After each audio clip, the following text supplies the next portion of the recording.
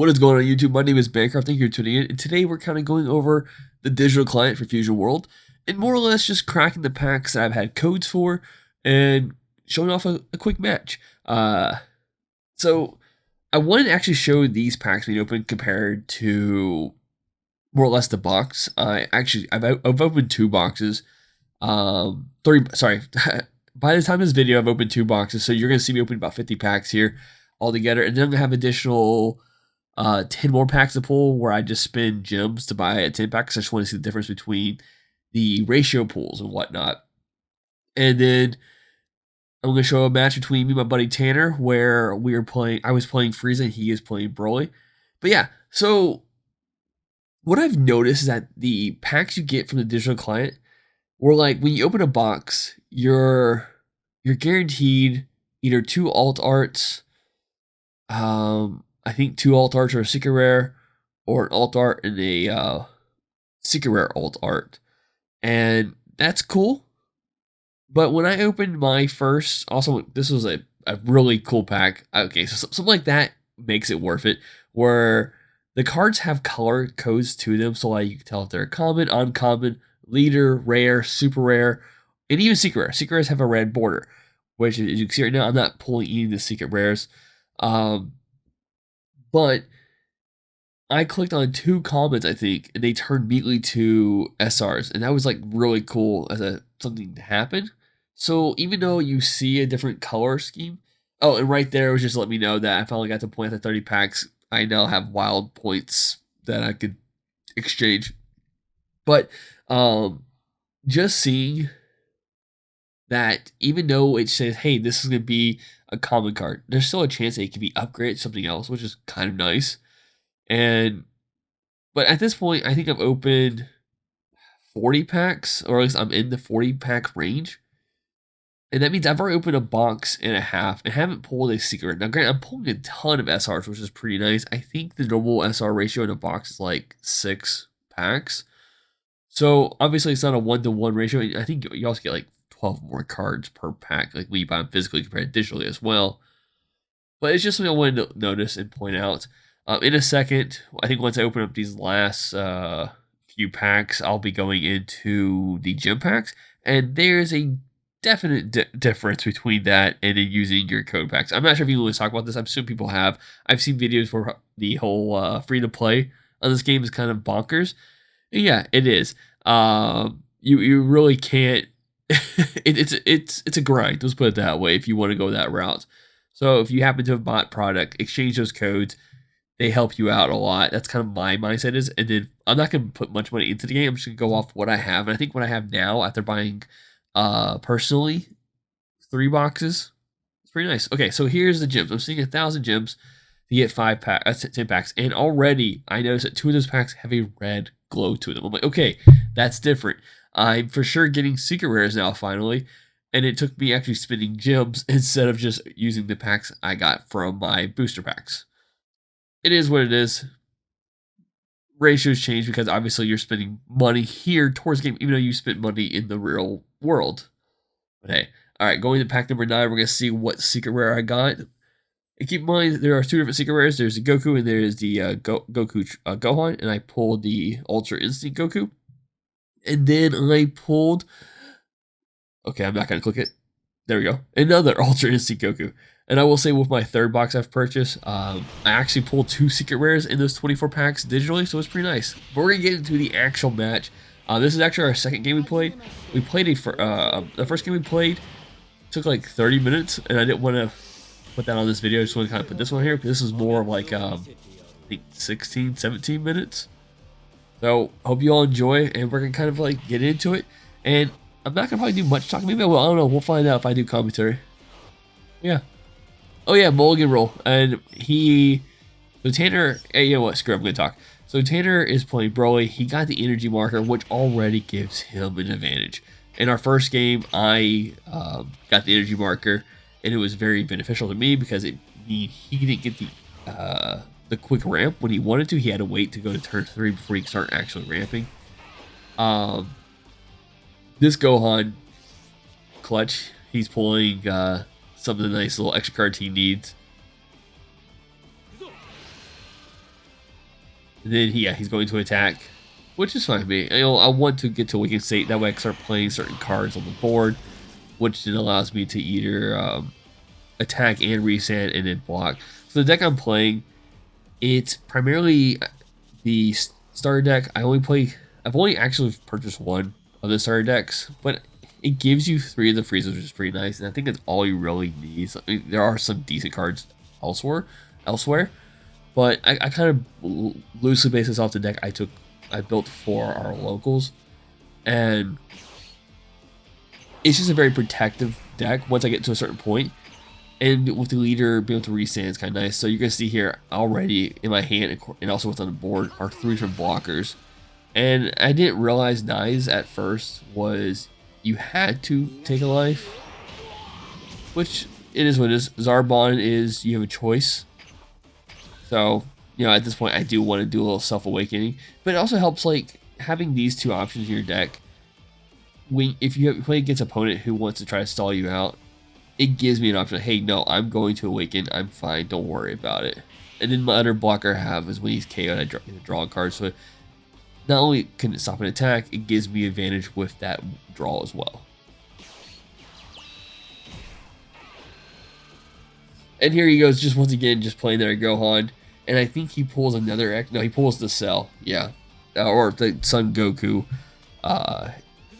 Energy ramping. It's not really ramping, but when you lose energy, you gain energy, so it doesn't really... Energy cycling is a good word to put it. Yeah.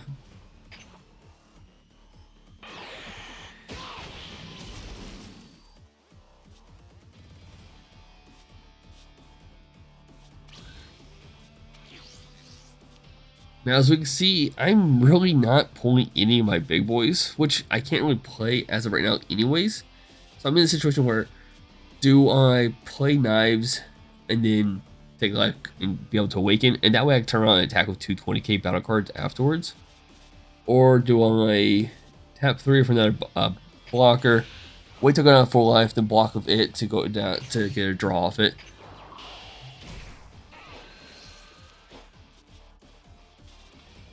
And truth be told, I could have done this differently.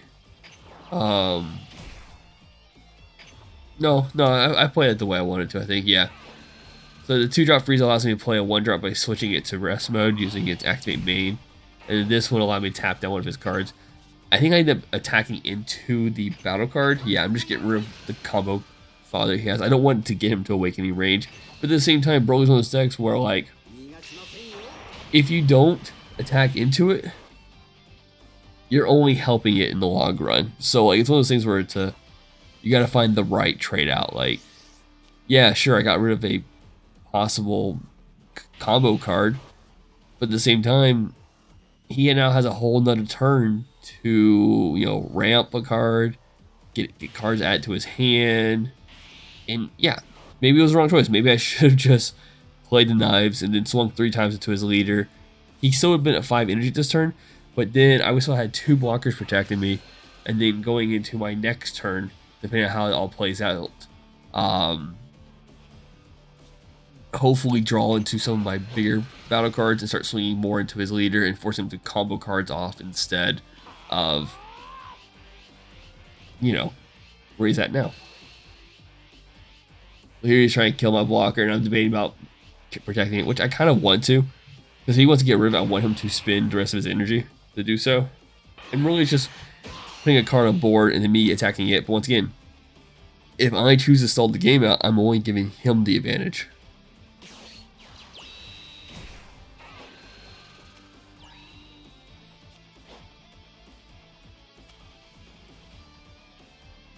Here he plays Paragus. He goes into goes down some life, and he swings into this Frieza, which I'm like, I think I let it slide. Do I combo off? I got no 1-drops. Yeah, I let it slide. I got no 1-drops in my hand, so like there is no value for it next turn. Yeah, it's a 15k swing, but then I'm burning a card in my hand. And yeah, I didn't get anything I needed, which really sucks.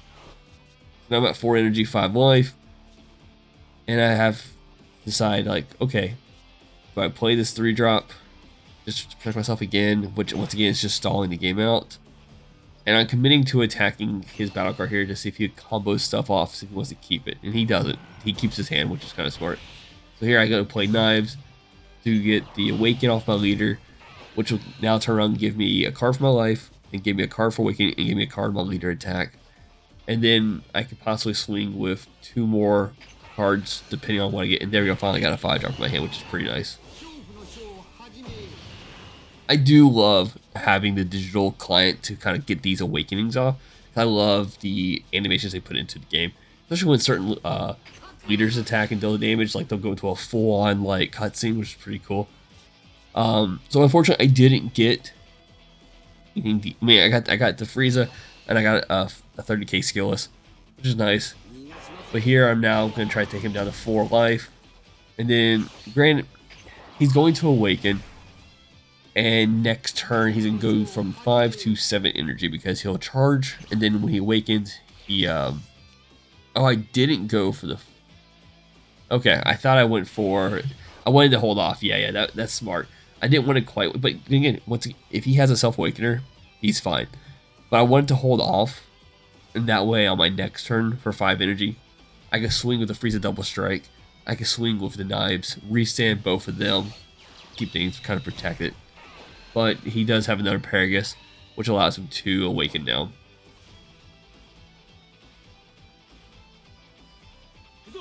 Which will put him down to 3 life. Which is nice. I know I don't have a feeling he could play anything big this turn, so I do end up letting him attack my leader, knowing he's going to awaken, so he's going to become a 25k. If he combos cards off, then he becomes, even higher than that. But there's no triple strikes in the game, so I feel a little bit more comfortable taking this hit and then possibly seeing what I can play from here on out. And there's a couple times in our games where I would just like forget that, oh yeah, I need to actually select stuff. Oh, he did combo off a 10k card, okay. Do I combo? I don't think it's worth comboing. We played this game, I think, like 2 days ago. Yeah, okay, I choose not to. Like, here's what I'm talking about. This cutscene. These things are really cool. I love the effort put into this. And I can't wait to see where it goes from there. And my curiosity also is, like, we do have 2 different Gokus. I don't remember if they have their own unique animations. I think they do. But, like, set 2, we're getting another Goku. Are we going to constantly get, like, different animations? Or are they going to start using, like, similar animations for our leaders?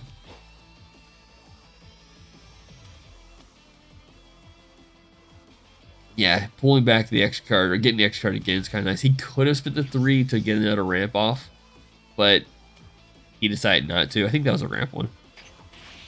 Where I am, able to drop the 5-drop, but now I'm kind of debating, like, what's the correct route? Because I could play this 3-drop, I can play this 2-drop. Next turn, he could play Broly, and I'm like, okay, he's on pop a card. But I want to maximize my field, so that way even if he plays the 8-drop Broly, I'm still good. I'll have no problems at all. I can protect myself, and then on turn 6, go into Frieza, and just go all out and make him waste all the cards in his hand. And then, like I said, he played Broly, then I would have, I cut the tap down using Frieza. Here I'm kind of attacking him, see what he does. I do need to combo up because he is a 25k leader, which is kind of the downside.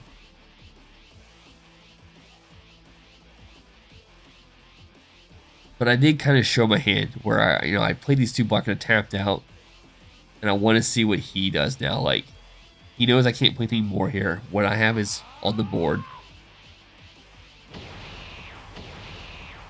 And he did combos out. I'm like, okay, cool.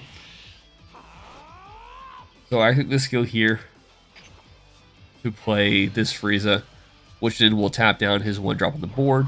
And I think I ended up just kind of attacking into it instead, just to get, once again, remove the combo power.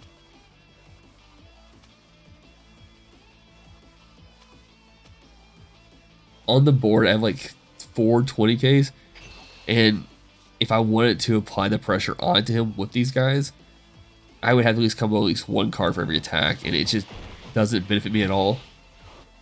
I think here I kind of just pass, and I'll resend these 2 cards up.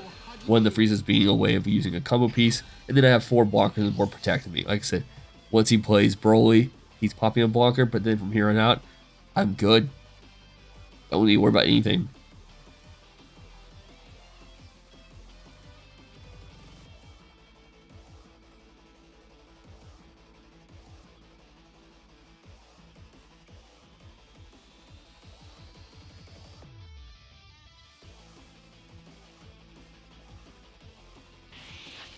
But he charges up to 8 energy. And he plays the secret rare Goku Gohan. I was expecting Broly this entire time. Not this card. And he discards a card from his hand. And pretty much KOs my whole board. Which, yeah, it hurt. It hurt a lot. He can't attack with his card now. But now I'm almost like a sitting duck. If... Yeah, he activates the main, get the draw. I was kind of cycle cards out. It leaves a 30k. He swings into me. Really is just forcing me to use cards in my hand, which is smart. Instead of going down to 1 life. Because once I go down to 1 life, I'm kind of screwed. None of his cards have double strike. Or they're just going to be big monsters.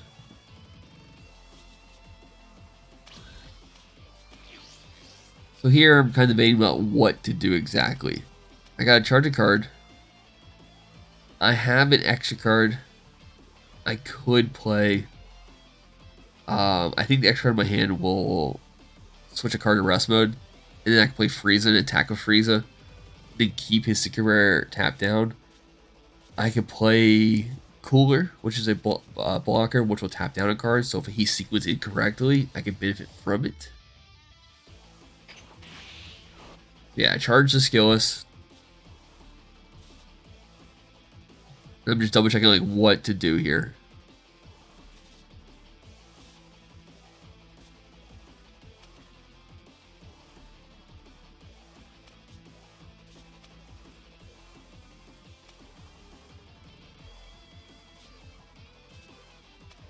Oh, I think the X card actually isn't the tap down one. I think that's the yeah, I think the X card is a 15k boost.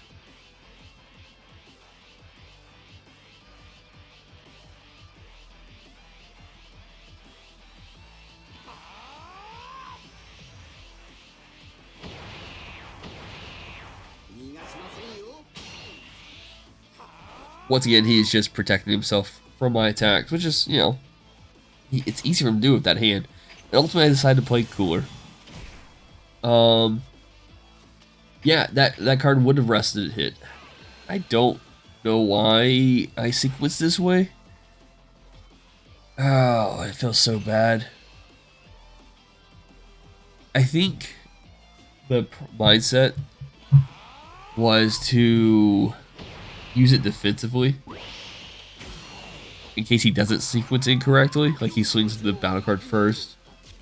I can't tap anything down with Cooler at that point, so instead I would just use the extra card when I needed to down the road, as there's a 15k boost defensively.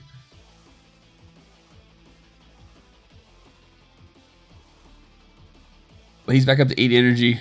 And at any moment he could just tap all 8. And yeah, there he goes. Plays the Broly, which unfortunately pops my Cooler. So once again, I'm a sitting duck. And this is a 45k dual attack, which, I'm sorry, auto. When this card attacks, you restand that it has dual attack, which I'm assuming eventually down the road we will make that an actual keyword skill. Only time will tell. Does swing at the leader first. Sorry, with the 7-drop first.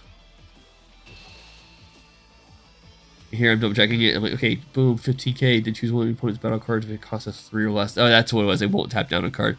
But yeah, it's just a 15k boost. I just gotta sequence this correctly, you know, because their monsters attacks come my way, and I'm like, okay, it's me at 45.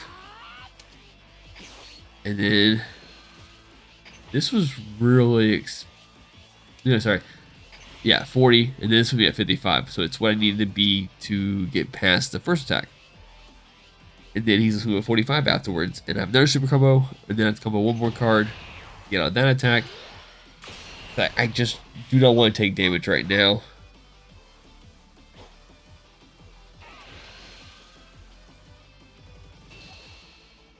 Yeah, so he's leaving at 45. So once again, I use another super combo.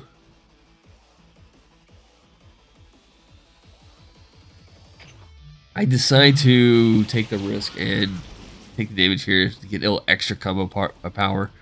He is tap out. So if I'm able to combo out of the leader but keeping enough combo power in my hand, I might be fine. But he has 1, 2, 3, 4, 5, 6, 7 cards in his hand.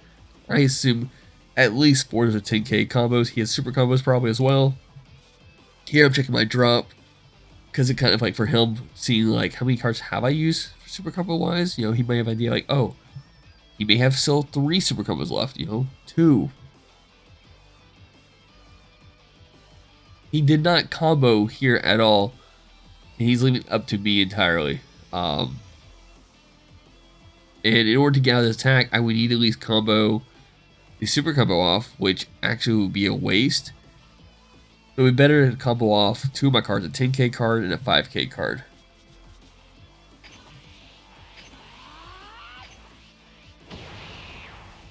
And now what's left in my hand is 20, 30, 35 combo power. And I'm just hoping that the cards in his hand are just other Broly's and extra cards. And yeah, they are extra cards. It's a Kamehamehas. You place one of your energy in your drop, choose one you like. It's a free 15k